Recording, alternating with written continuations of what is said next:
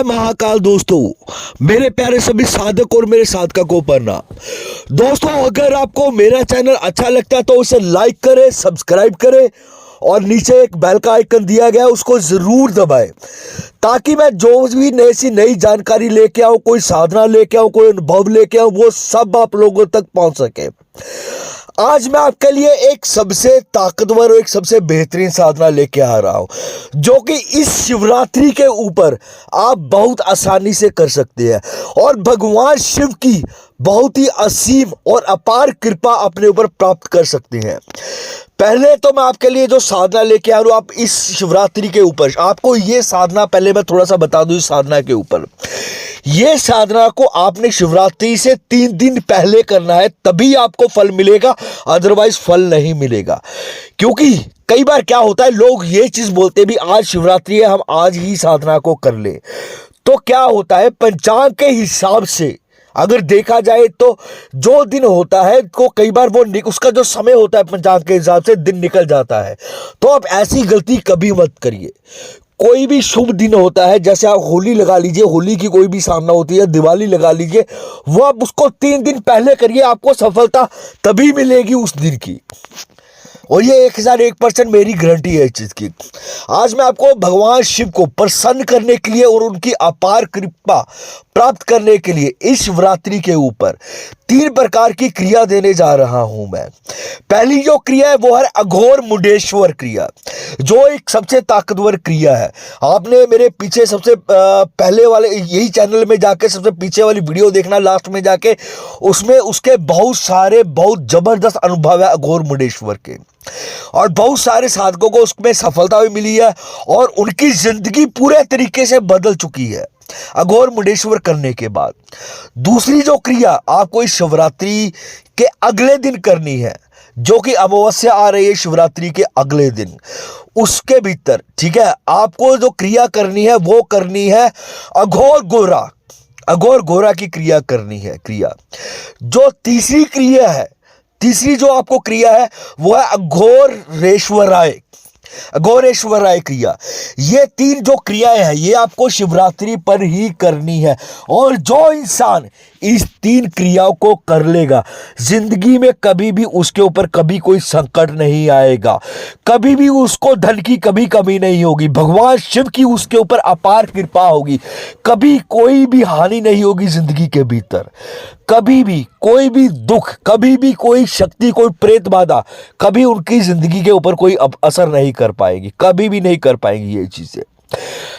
अब मैं आज आपके भगवान शिव के शिवरात्रि आ रही है तो आपको भगवान शिव के बारे में थोड़ी चीजें बताता हूं मैं भी। क्या है शिवलिंग, और भगवान शिव के जो शरीर के ऊपर जो भी चीजें धारण की गई हैं, उनके रूपों का वर्णन, उनके नामों का वर्णन, वो क्या है, मां मृत्युंजय जो मंत्र है, ठीक है, उसका मेन अर्थ क्या है, उसका वर्णन क्या है, उसका मतलब क्या है। मैं हमेशा एक चीज बोलता हूं, चाहे वो कोई मंत्र हो, चाहे वो कुछ भी हो, हर चीज का एक अपना अर्थ होता है। जैसे मैंने आपको वचनों के बारे में बताया था, मैंने आपको हर वचन के बारे में बताया, कैसे शक्तियों से लिए जाते हैं और हर एक वचन का क्या अर्थ होता है, वो भी मैंने आप सब लोगों को बताया। मेरी वीडियो को शुरू से लेके अंत तक जरूर देखिए, ताकि आपको पूर्ण रूप से ये जानकारी मिल सके भी क्या है शिवलिंग, उसका क्या वर्णन है, क्या होता है शिवलिंग का अर्थ क्या होता है, और भगवान शिव के रूप के ऊपर, भगवान शिव के ऊपर जो चीजें हैं, जटाएं उनकी, उनके हाथ में डमरू, उनका त्रिनेत्र, इन शब्दों का क्या अर्थ है हर चीज का, आज उनका मैं वर्णन करूंगा आप लोगों के सामने। मेरी वीडियो को ध्यान से सुनना और शुरू से लेकर अंत तक देखना। पहली चीज तो आप लोगों के सामने ये बता रहा हूं भी, क्या है शिवलिंग। शिवलिंग का अर्थ क्या होता है, कई लोग इसका अर्थ गलत वे में ले जाते हैं। आप मेरी बातों से बहुत भली भांति समझ गए होंगे जो इस वीडियो को देख रहे हैं भी, कई लोग इस चीज को गलत कथन ले जाते हैं, शिवलिंग को भी उसका अर्थ गलत होता है, पर नहीं, ये चीज नहीं होती है, ठीक है। मैं आज आपको बहुत अच्छे से बता दूं शिवलिंग का अर्थ क्या होता है और इसका मतलब क्या है। शिव की 2 काया है, एक वह जो स्थल रूप में व्यक्तिगत किया जाए, दूसरी वह जो सूक्ष्म रूप में अवगत लिंग के रूप में जानी जाती है, जिसकी हम सभी लोग पूजन करते हैं, मंदिरों में होता है। ठीक है, शिव की सबसे ज्यादा पूजा लिंग रूपी पत्थर के रूप में की जाती है। लिंग शब्द को लेकर बहुत लोगों जो है उनके जो दिमाग में बहुत सारी गलत बातें हैं। ठीक है, पर ऐसी चीज नहीं है। आज उसका जो सही अर्थ वो आपको बताने जा रहा हूं।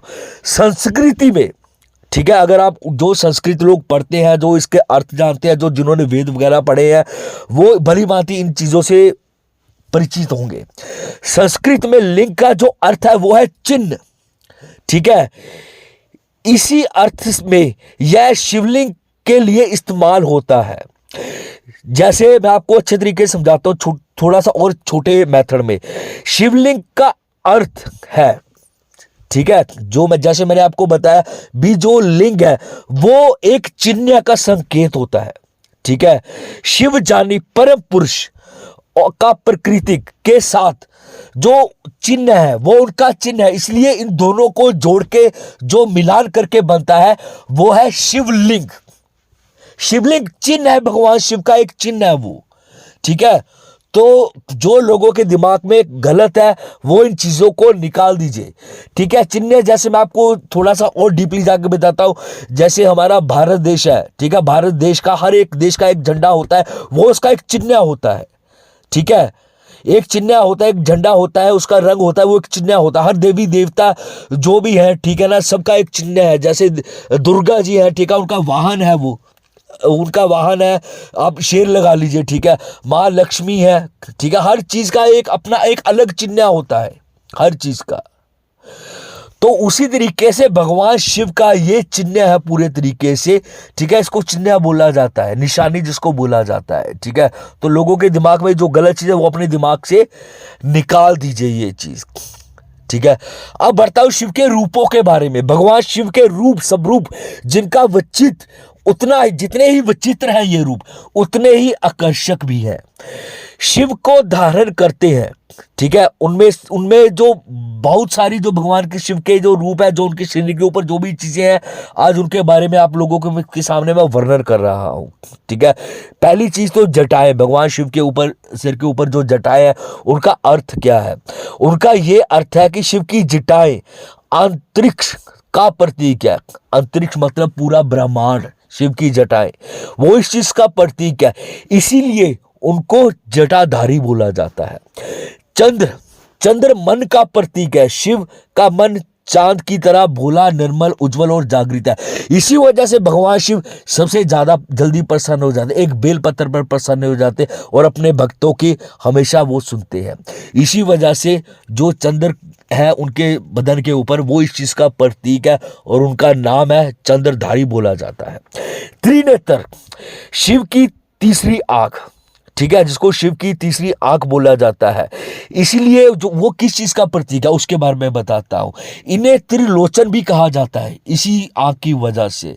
शिव की ये आंख सत्य, रज, तम, तीन गुणों, भूत, भविष्य, वर्तमान, तीन कालों के बारे में, स्वर्ग, मृत्यु, पाताल लोक, तीन लोकों का प्रतीक है।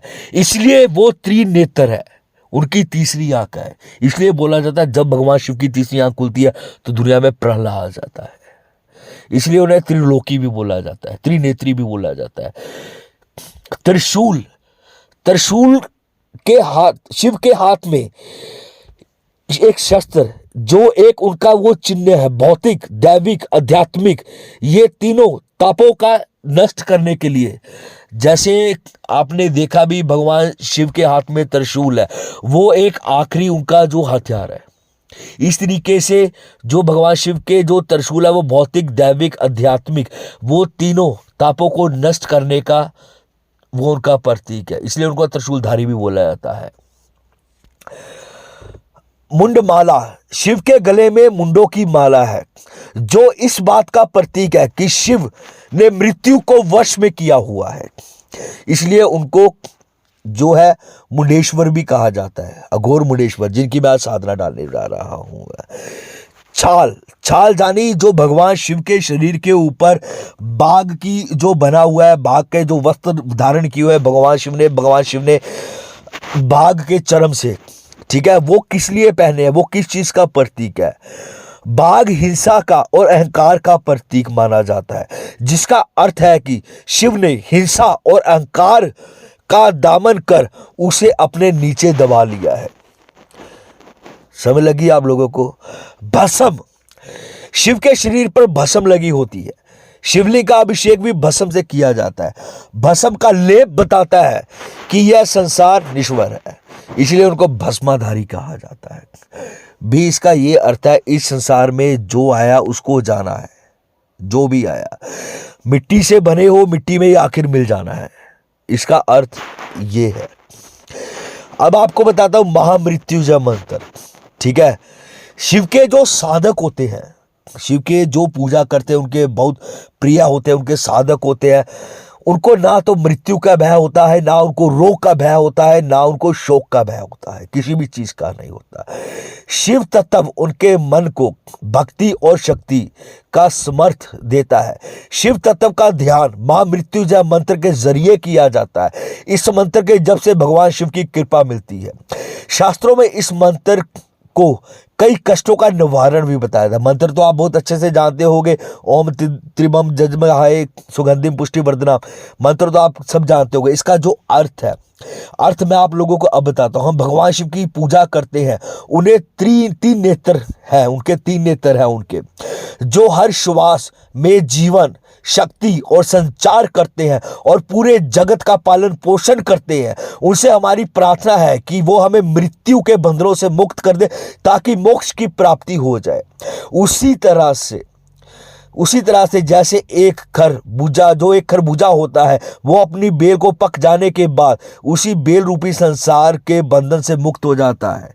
इसी जो इसका वर्णन है, जो मैंने महामृत्युंजय का बताया आपको, वो इस तरीके से उसका मतलब है इसका। अब आगे बढ़ते हैं। जो आपको शिवरात्रि पे क्रिया करनी है, अघोर मुंडेश्वर की जो क्रिया है वो किस तरीके से करनी है, मैंने पहले आपको बताया था। भी वीडियो को अच्छे से देखना, शुरू से लेकर अंत तक देखना, ताकि आपको जो है सब जानकारी आपको मिल जाए। इस क्रिया में आपको काले वस्त्र धारण करने हैं, आपको तिल चाहिए, भस्म चाहिए, अगर भस्म नहीं है तो आपको गोबर की आप भस्म मिला लीजिए, ठीक है। आटे का दीपक जलेगा इसके भीतर। तीनों क्रियाओं के भीतर आपको सेम यही क्रिया करनी पड़ेगी। एक नारियल रखना पड़ेगा आपको।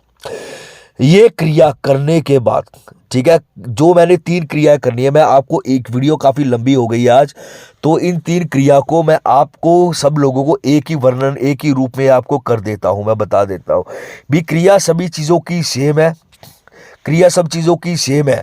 इसके भीतर छोटी छोटी विधि अलग है, वस्त्र सबके भीतर सेम है। इनके भीतर आटे का दीपक जो है वो सब चीज़ों के भीतर एक जैसा ही लगेगा इसके भीतर।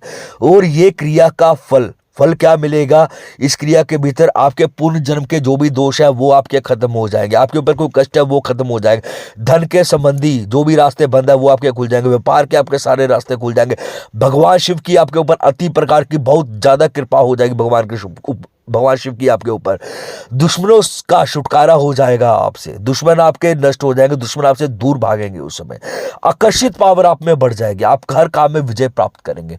और बहुत सारे ऐसे कर्म हैं, आप कोई साधना भी करना चाह रहे हैं तो आपको हर साधना के भीतर सफलता भी मिलेगी, क्योंकि भगवान शिव, ठीक है, मंत्रों और तंत्रों के जागृत भगवान शिव है। ठीक है दोस्तों, जय श्री महाकाल।